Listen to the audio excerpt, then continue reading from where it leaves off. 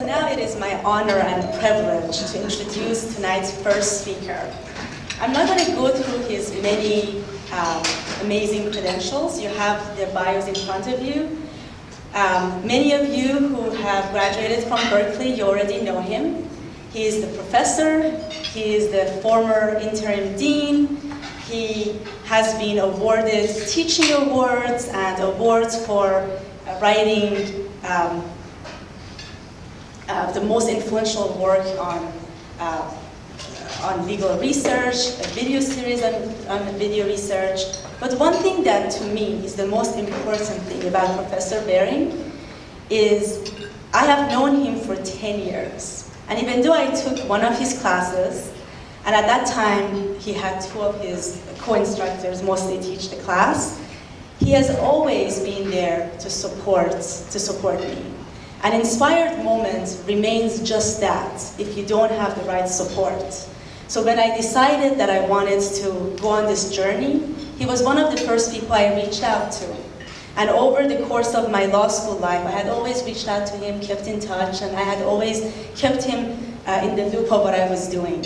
And he immediately said, go for it, conquer the world. That was his exact words, and this is what he does for students every day, whether it's in his role as a professor, whether he is Uncle Zeb, this character that he created, where he would give people advice anonymously. He's always been that for me and many other students, many of you who are in this room. So it is my true privilege and honor to introduce Professor Bob Berring.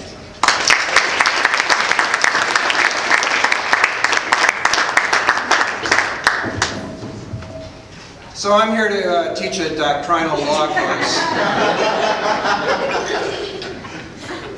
I hope everybody's read Hawkins v. McGee.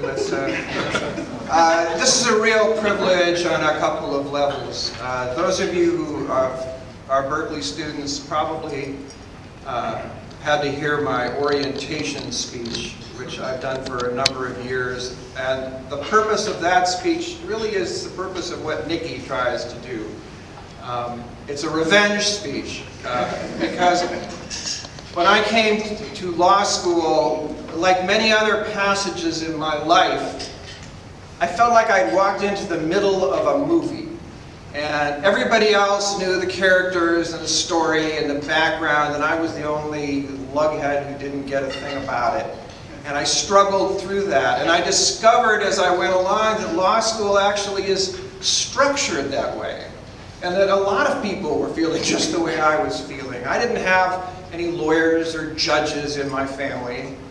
I had a couple of cousins who were actively involved with the criminal justice system, but not in a positive way. And so that learning process of trying to figure out what it was we were doing was something that always struck me. It's why I started teaching advanced legal research. It seemed to me that if you teach legal research skills to students, then they will actually know how to do something. And it seemed bizarre to me that the research and writing component of the first year was so small. So then I graduated and I went into practice for a little while, and it turned out, once again, I'd walked into the middle of a movie. Nobody had prepared me for it. No one had made it sensible for me. And the idea of just throwing you in to this pond and seeing if you can swim has been part of the pedagogical design of law school.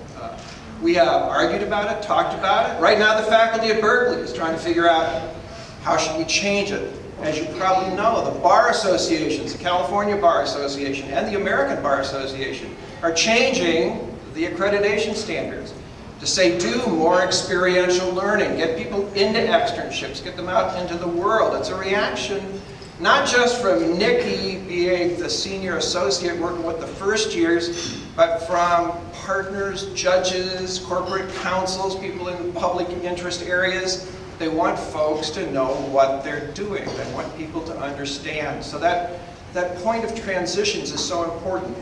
And then you combine it with the law, because the law is the great transformer in our society. The law allows you, with that golden ticket you get when you get the JD, and pass the bar, which I'm sure you all will. I give you a dispensation. Everybody who hasn't passed the bar, you passed the bar. Once you have that, the career possibilities are so open. The ideas of what you can do are so much in your own control. The law school itself becomes important. And then you come to Nikki. Nikki, for me, is the ultimate Berkeley law student. Because one of the reasons I love law students, and one of the reasons I like Berkeley, is the students are so self-empowering. When they see something is wrong, they want to try to fix it. And Nikki is one of those special individuals who sees a problem and rather than complaining about it or just moving on says, I'm going to fix it. I'll fix these first-year law students. I'll teach a class and fix these people in law school now. I will help you make the transition. And she's driven by this desire to make it possible for people to be effective in their work, to feel empowered in their work, and to go to work both with the ground level skills of knowing how to file the brief, the career building skills of knowing an arc and a path for yourself, and also the self-confidence to stand up for yourself. And so I have been a big supporter, and when Nikki came and spoke with me and said, I'm thinking about this insane enterprise, nobody's done this, the only people out there are giant mastodons. Marbury, Lexis, Westlaw, Bloomberg, all these people are out there and they're all starting to offer training. And she said, you know what, I could do it better. And because I understand the students and I'll care about the students. And so yeah, I told her go conquer the world. What I want Nikki to do is run for public office. Because I want to vote for her to be in charge of my life, my neighborhood, the economy. Because as you all know, she would make it work. And just like probably everybody in this room, she's touched their lives. That's what she's going to do her whole life. So it was a real pleasure and an honor to accept this invitation, to be here to encourage her on, and to see the Diversity Scholarship Program. It's just another, I don't want to, the expression I often use is it's the maraschino cherry on the chocolate sundae of life.